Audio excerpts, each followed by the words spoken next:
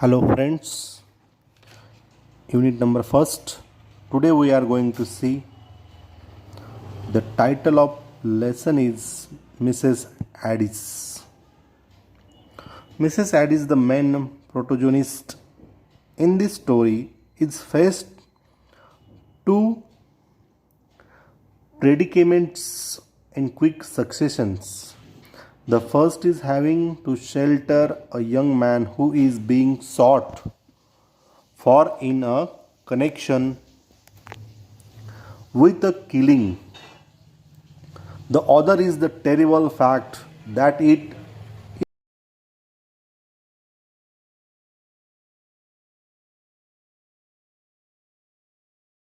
both these situations admirably is what this story is all about. Okay? Friends, before starting the actual lessons, icebreakers activity. Okay? First is share your opinions, feelings with your partner about a stranger who has a villainous look appearances. I feel the complete the Venn diagram. I feel. What about think? Appearances can be deceptive. Appearances can be deceptive. म्हणजे काय? स्वरूप फसवे नसते. म्हणजे share your opinions, feelings with your partner about the stranger who has villainous looks appearances. म्हणजे एखादा दुष्ट चेहरा किंवा मुद्रा असलेला अपरिचित व्यक्तीविषयी तुमची मते किंवा भावना तुमच्या सहकार्याजवळ व्यक्त करा.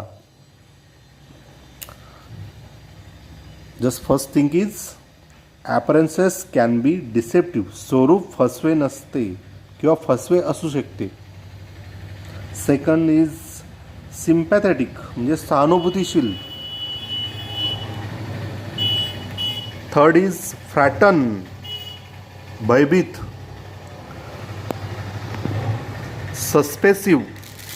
सस्पेसियस. ओके. आणि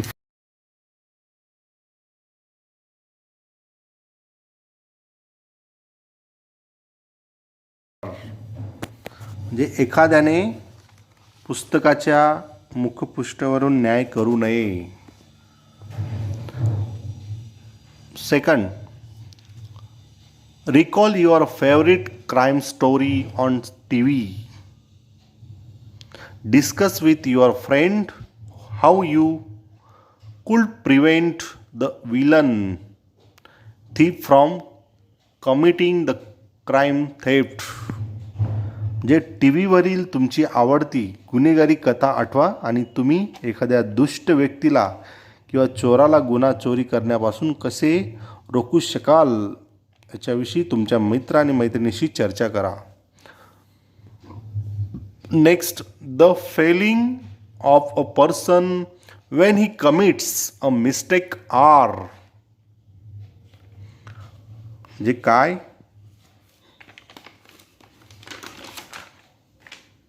The feelings of a person when he commits a mistakes are. म्हणजे एखादा प्रमाद चूक करणाऱ्या व्यक्तीच्या भावना कशा असतात हे सांगा. He she tries to justify it. He she tries to justify it. First is he she's try to blame someone else. जे तो ती दुसऱ्याला दोष देण्याचा प्रयत्न करते. Second, he she tries to pretend it is not who has done it. जे तो ती ढोंग करण्याचा प्रयत्न करतो आणि त्याने ते केले आहे असं.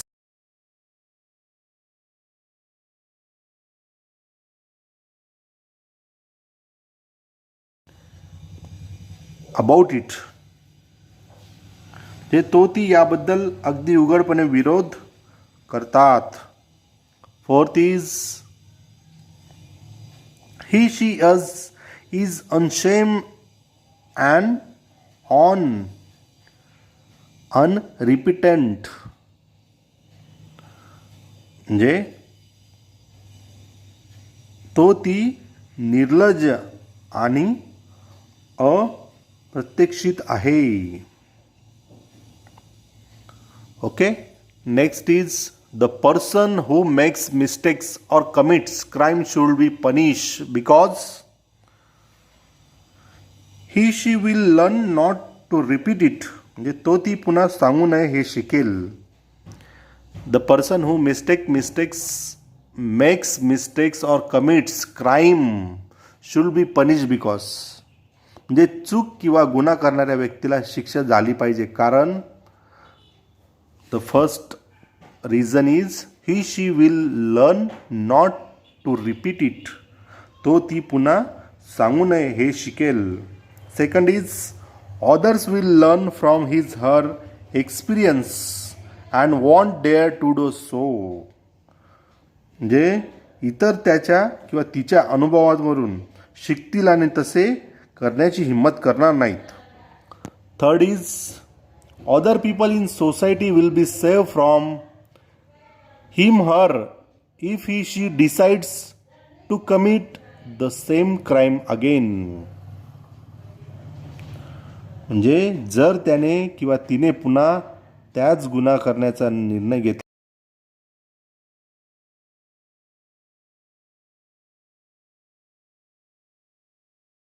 Fourth is this is the only way we can keep law and order in a country as densely populated as India. म्हणजे काय, हाच एकमेव मार्ग आहे ज्या आपण देशासारख्या दाट लोकवस्ती म्हणून देशात कायदा सुव्यवस्था ठेवू शकतो. Okay.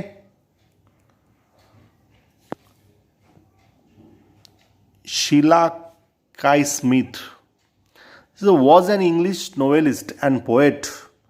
Many of her novels were set in the borderlands of Successes and Kent in the English regional tradition.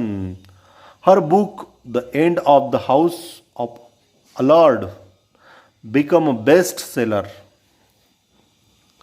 The story is about a peasant woman who finds a desperate young man at her doorstep, pleading of her give him protection from the police. He had been poaching on the nearby estate and in a panic had killed one of the gamekeepers. Okay. Mrs. Addis. In northeast Successes, a great tongue of land runs into Kent. Successes means a historic country in the south of England.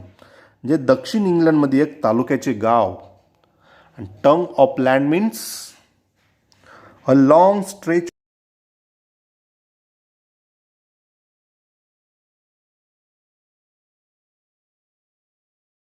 मुख्य रस्त्यापासून फुटणारा जमिनीचा एक लांब पट्टा. म्हणजे इंग्लंडमधील success एका ईशान्य बाजूचा एक लांब लचक जमिनीचा पट्टा केंटमध्ये शिरतो. It is the land of woods. The older hammer woods of the successes iron industry and among the woods gleam the hammer ponds. Hammer ponds means woods or forest described as hammer because in the past iron used to be made here. म्हणजे हातोड्याच्या झाडांचे जंगल त्याला असे म्हणतात. जे हा संपूर्ण जंगलाचा भाग आहे आणि चहूबाजूने सक्सेसचा पोलाद उद्योगाचे पूर्वीच्या काळातील हातोडा म्हणून हे प्रसिद्ध असलेले हॅमरवूड हे जंगल आणि जंगलाचा मधोमध चमकणारे हॅमरचे तळे हे जंगल इतके दाट आहे. Owing to the thickness of the woods, the road that passes Mrs. Addie's cottage is dark long before the fields beyond. That night there was no twilight and no moon, only a few pricks of fire in the black sky above the trees. म्हणजे जंगल इतके दाट आहे की त्यामुळे Mrs ॲडीच्या झोपडीवरून जाणारा रस्ता शेताच्या बऱ्याच अलीकडे आणि काळोखात पार बुडून जातो आणि त्या रात्री संधी प्रकाश नव्हता.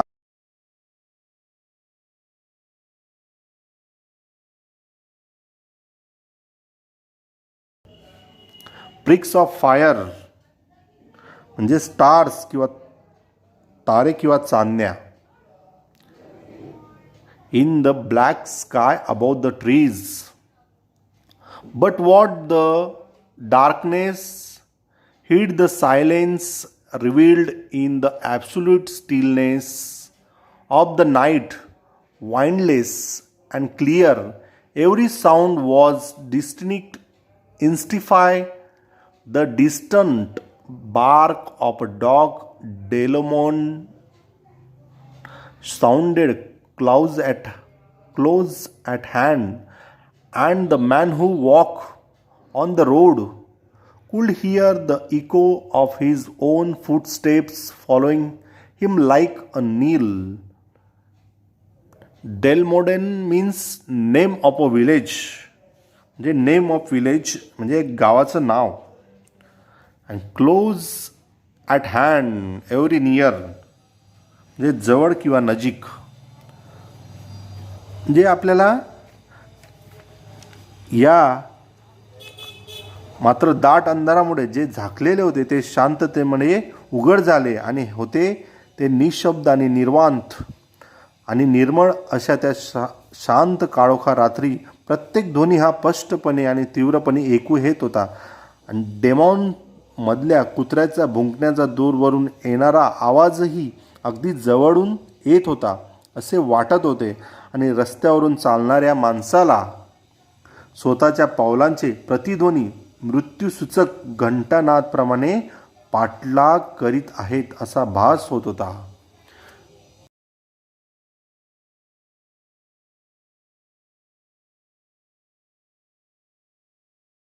His own footstep following him like a knell.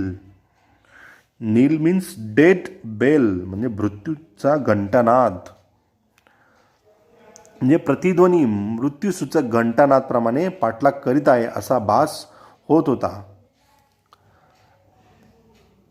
Every now and then he made an effort to go more quickly, but the roadside was a mass of thorns, and their crackling and rustling were nearly and loud as the thud of his feet on the road. Besides, they made him go slowly, and he had no time for that.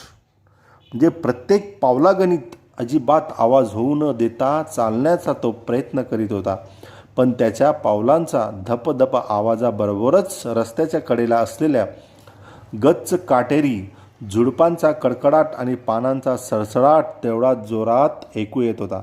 त्यामुळे त्याला सावकाश चालणे भाग होते, मात्र त्याच्याकडे तेवढा वेळ नव्हता. When he come to Mrs. Addie's cottage, he paused a moment. Mrs ॲडीच्या छोट्या घराजवळ आल्यावर तो क्षणभर थांबला. Only a small patch of grass by between it and the road, and he looked in at the light uncurtained window. Mrs ॲडीच्या छोट्या घराजवळ आला आणि तो क्षणभर दबगला आणि घर आणि रस्त्याच्या मध्ये हिरवळीत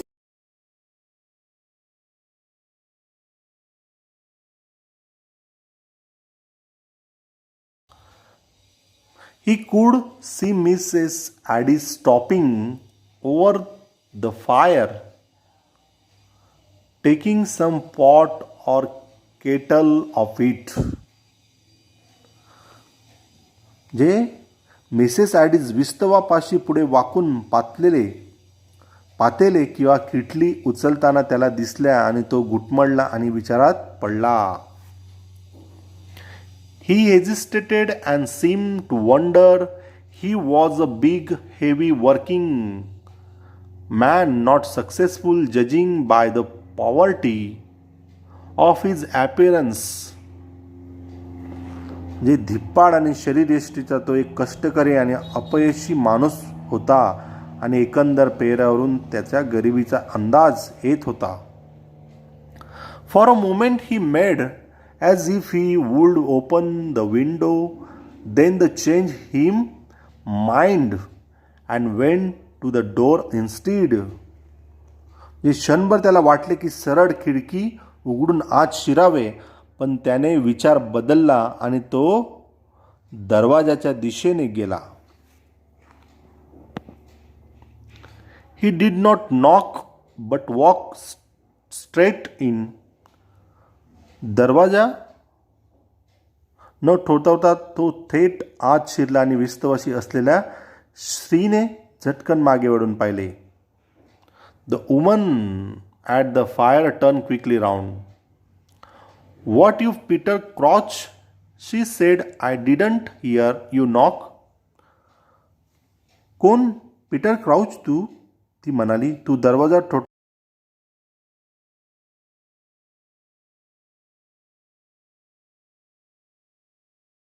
didn't want anybody to hear.